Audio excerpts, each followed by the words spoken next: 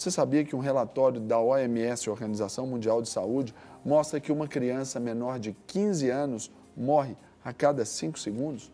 Só durante esse tempo dessa chamada, 2 morreram já, em todo o mundo. Então, em números, só em 2017 foram 6,3 milhões de óbitos. Então, é para falar sobre esses números que eu recebo agora a doutora, a médica pediatra Maíra Moreira. Doutora Maíra, bom dia. Bom dia. Seja bem-vinda. Tudo bem com você? Tudo jóia. Obrigada pelo convite. A honra toda é nossa e nós que agradecemos por ter aceitado o convite. Obrigada. Doutora, quando a gente se depara com um número tão grande como esse, quase 6,5 milhões de crianças até 15 anos morreram no ano de 2017. E já estamos chegando ao final do ano 2018.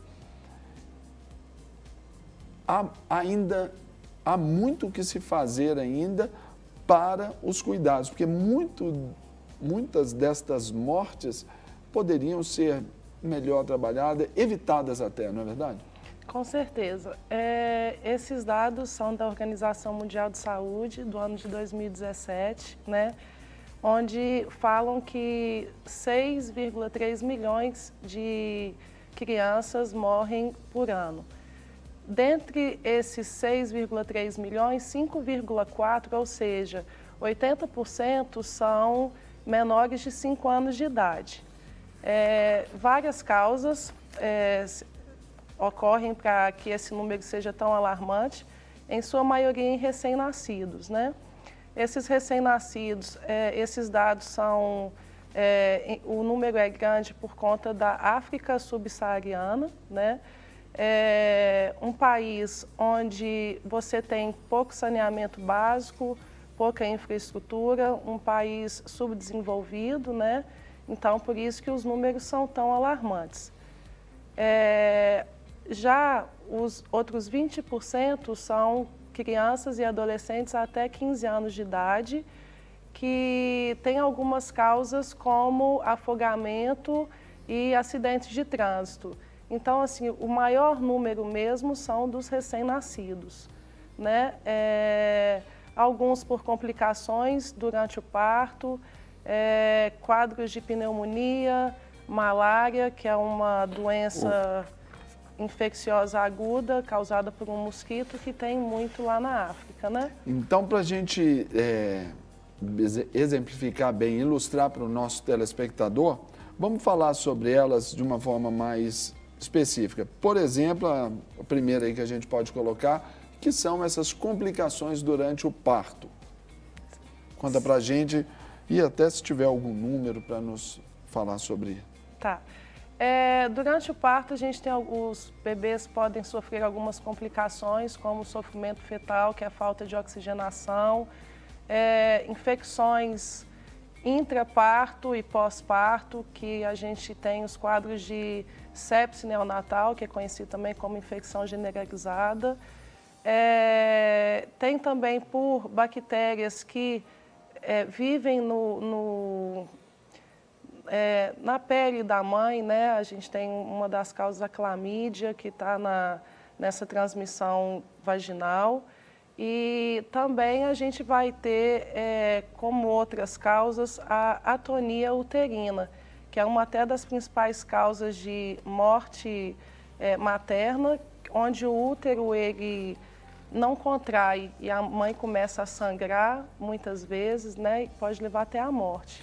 Quando a gente fala sobre essas complicações durante o parto, e a senhora havia falado a respeito de um número ser reportado até ao continente ali africano. Hoje, em termos de Brasil, por exemplo, essas complicações durante o parto, nós temos algumas questões que nos ajudam. Por exemplo, hoje é difundido, hoje é bem estruturada essa questão do acompanhamento pré-natal, que já prevê ou pelo menos já minimiza muitas coisas lá na hora do parto também.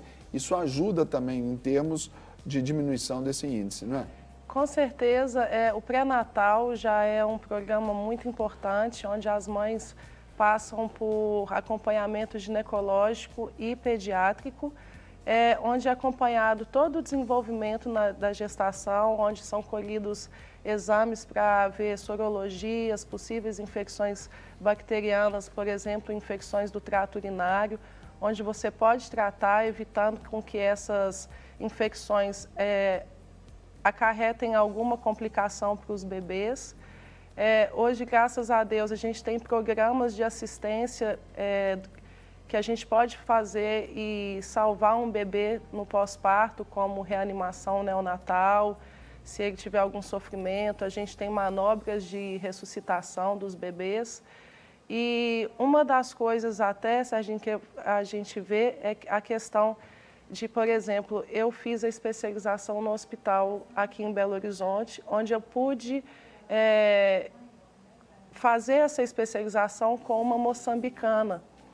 E essa moçambicana, ela ficou no Brasil por 4 anos, ela aprendeu toda a terapia intensiva, ela aprendeu essas manobras de ressuscitação.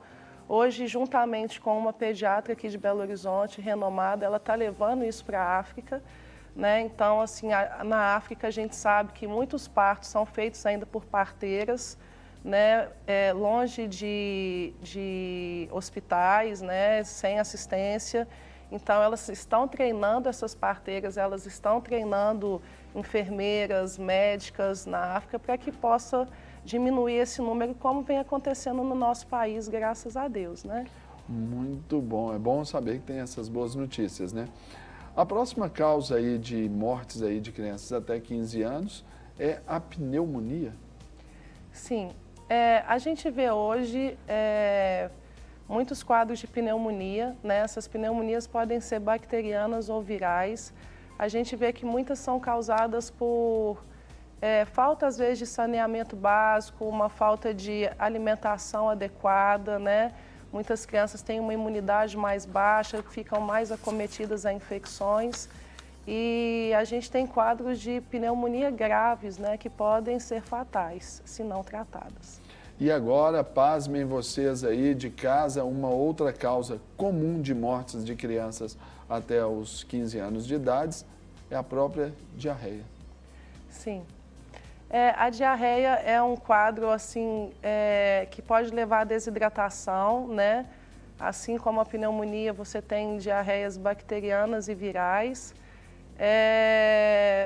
No recém-nascido, nas crianças de até 5 anos, ela pode ser mais grave, porque o risco de desidratação dessas crianças é muito maior do que nos adolescentes. Mas também, se tratada, a gente tem bons resultados, né, com hidratação, observação hospitalar. Muitas vezes pode ser tratado em casa e com grande sucesso. Outra forma que nós mostramos para você desse assunto sério, onde 6,5 milhões de crianças morreram no ano de 2017, né? Dentre estas aí é a sepse neonatal, que é essa contaminação ali ao nascer, né? Isso. A gente tem 2 sepses, na verdade, né? A gente tem a sepse neonatal precoce, que pode vir aí de uma infecção já durante o parto, por contaminação da mãe, que às vezes não faz uma profilaxia adequada, às vezes ela tem uma infecção bacteriana em atividade por uma infecção do trato urinário e ela não é tratada, esse bebê pode ser infectado e ter esse quadro de sepse, né? E a gente tem a sepse neonatal tardia, que é a partir do 1º mês de vida, que pode ser por infecção até hospitalar, pós-parto, ou então infecções do ambiente mesmo, algum contato com alguém que esteja infectado. E sempre lembrando que quando se trata de um bebê com quadro de sepse, na maioria das vezes o tratamento é feito hospitalar, né, em caráter hospitalar, porque precisa de acompanhamento, monitorização contínua e antibiótico terapia venosa. É importante a gente falar isso para você, querido telespectador, de saber o quão importante é a gente pensar na saúde como um todo, especialmente aí sobre as propostas aí, estamos em tempos de eleição, né? As propostas aí daquilo que defende a família, a saúde. Então, fique bem ligadinho também nesse assunto aí. pode não ter acontecido com você, mas é um número muito grande e de um impacto social maior ainda, ok? Vamos falar agora também de uma outra forma, que é a própria malária. No Brasil, há muito tempo, falava-se muito, hoje nem tanto, mas ainda é uma realidade, né, doutora? Sim, a malária é uma doença infecciosa causada por um mosquito, né, uma doença febril. Ela é muito comum na África, então, assim, muitas crianças morrem por conta dessa infecção pelo mosquito. Aqui no Brasil, a gente escuta mais casos na Amazônia, né? Porque por conta de muitas matas, casas de pau a pique, saneamento básico também. Então, assim, mas o mosquito, ele não é tão prejudicial quanto o africano. Ele é, vamos dizer que mais... É como se fosse mais fraquinho do que o africano, exatamente, né? ele é mais fraquinho que o africano. E a gente tem uns casos ainda assim na Amazônia, mas com sucesso de tratamento, são tratamentos sintomáticos. E é muito pontual também ali, é de fácil identificação também, já chega, já tem todo o cuidado. Sim, né? É uma doença febril, né? Ela parece um pouco a dengue, o tratamento também vai parecer similar ao da dengue. A hidratação é muito importante, o controle de dor com medicações analgésicas. E outra forma que nós apontamos aí dentro desse estudo são as lesões, especialmente em casos de afogamento e acidentes de trânsito. Sim, são fatalidades, né? O afogamento, então, é muito triste. A gente vê alguns quadros. Recentemente, até tive a infelicidade de participar de uma tentativa de ressuscitação de uma criança que ficou afogada por 5 minutos na piscina do condomínio. Era verão, uma piscina cheia, muitos pais, muitas crianças, e muitas vezes você vê as crianças brincando no fundo da piscina, e muitas vezes as pessoas estão muito aéreas, né? Muito movimento, ali, desligadas, né? E acontecem fatalidades na praia. A gente também, acredito que alguém aqui já tenha vivenciado alguma coisa. E acidentes de trânsito são fatalidades mesmo, assim, né? Eu falo que é um azar. Mas aí tem a fatalidade que muitas vezes ela só existe pela imprudência, pelo descaso em algumas situações, principalmente se a gente está falando de crianças e eles vão ao banco de trás. Cinto de segurança. Aí a falta do cinto, a ausência do cinto, em o caso das crianças menores, cadeirinhas inadequadas para o peso e o tamanho delas, a própria instalação da cadeirinha de forma errada. Tudo isso são fatores que só contribuem para essa margem. Não é só pelo acidente em si. Sim. Não é verdade, doutor? Sim, com certeza. Criança, a gente tem que sempre redobrar a atenção, né? Eles são ingênuos, muitas coisas eles não têm maldade, os pais precisam ficar atentos, porque tem medidas de segurança, tanto dentro de casa quanto no carro, para que a gente evite acidentes, né? Porque podem ser fatais. Eu me lembro exatamente da minha própria filha. Eu tenho 2 filhos, né? E essa foi uma lição que eu acho que eu vou levar para o resto da vida.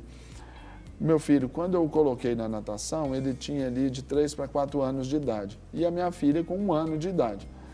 E aí, o amigo, o instrutor ali do curso de natação, ele me disse sobre a questão do princípio de se ensinar, de colocar uma criança na natação. Exatamente, não é para aprender a nadar, porque não vai aprender. É para ensinar a ter medo da água, respeitar a água. Né? E há pouco tempo atrás, um casal conhecido nosso, filhos gêmeos, um deles se desgarrou, porque ficou naquela. Um toma conta, o outro toma conta. Você está olhando fulano? Não, estou olhando ciclano. Então, um foi, infelizmente, né? Infelizmente. É triste, mas a gente tem que apontar isso aqui, mas como forma de educação, de alerta, aí para você em casa. E outra forma que a gente pode pensar aí destas causas de mortes aí de crianças de até 15 anos de idade, elas também tomam a proporção em diferenças regionais. Explica melhor isso para a gente, doutora Maíra. Bom, quando a gente pensa em diferenças regionais, a gente vai pensar em quê? Área urbana, área rural, né? E aí a gente cai naquela história do saneamento básico, da atenção primária, da condição socioeconômica, do nível de informações dessas famílias, e muitas coisas a gente pode evitar de doenças com água limpa, vacinação, uma alimentação saudável, prevenção de doenças, promoção de saúde e fazendo acompanhamento muitas vezes via posto de saúde mesmo, né, que é a atenção primária. Então, por isso que hoje aqui no De Tudo Um Pouco a gente traz esses assuntos exatamente para que você saiba e que a gente como um todo, né, como sociedade, a gente como indivíduos também, nós tenhamos aí essa responsabilidade exatamente com as nossas crianças. Doutora, para a gente encerrar o nosso bom bate-papo aqui, nesta câmera ali, dê um recadinho para os pais, faça a sua consideração final a esse respeito. Bom, eu queria deixar aqui registrado, né, a importância da gente ficar sempre atento com as crianças, para que evitem acidentes domésticos. Esses acidentes podem ser fatais, que faça acompanhamento pediátrico, prevenindo doenças, promovendo saúde, cuidando da alimentação saudável, né, para a gente que tenha uma longevidade saudável. Quando a gente fala isso, eu até vou me permitir aqui alongar esse assunto aqui também, a questão da identificação, doutora, dos pais com um posto médico, dos pais com um pediatra, um médico ali de referência da família, um médico, um pediatra da criança, isso tudo também é importantíssimo até para a forma de lidar com as questões, todas essas aí, no dia a dia também, não é? A valorização desse profissional que estaria mais atento às questões da família, não é? Com certeza. A gente tem que lembrar sempre que a medicina ela é preventiva, né? A gente tendo um médico, um pediatra que possa fazer esse acompanhamento, geralmente ele já vai entender um pouco mais daquele organismo, daquelas condições de doença, né? E a prevenção é sempre a melhor opção.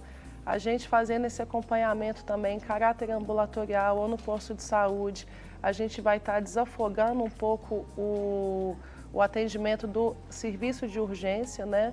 A gente sabe que muitos casos que vão até o serviço de urgência são casos que poderiam estar sendo acompanhados em caráter ambulatorial e evitando assim portas cheias, longo tempo de espera e até que crianças sadias peguem doenças numa ida desnecessária ao pronto atendimento. E só então, para a gente aqui encerrar, só por curiosidade, ainda que esses números eles aumentem, né, ou sejam tão grandes, nós também partimos do pressuposto que há um avanço também em todos esses cuidados e na atenção à saúde da criança também, né? Com certeza, a gente vê isso aqui no Brasil, apesar do número alarmante que a Organização Mundial de Saúde liberou, a gente sabe que no Brasil a mortalidade infantil ela vem diminuindo, graças a um melhor atendimento, a uma melhora do atendimento no pós-parto mesmo, né, dessas crianças e os recém-nascidos evoluindo muito bem. Não quer ficar um segundo por fora da nossa programação? Agora você pode nos acompanhar através das plataformas digitais. Não perca tempo, acesse, curta e siga-nos. Fique por dentro de tudo o que acontece por aqui. Rede Super, inspirando você.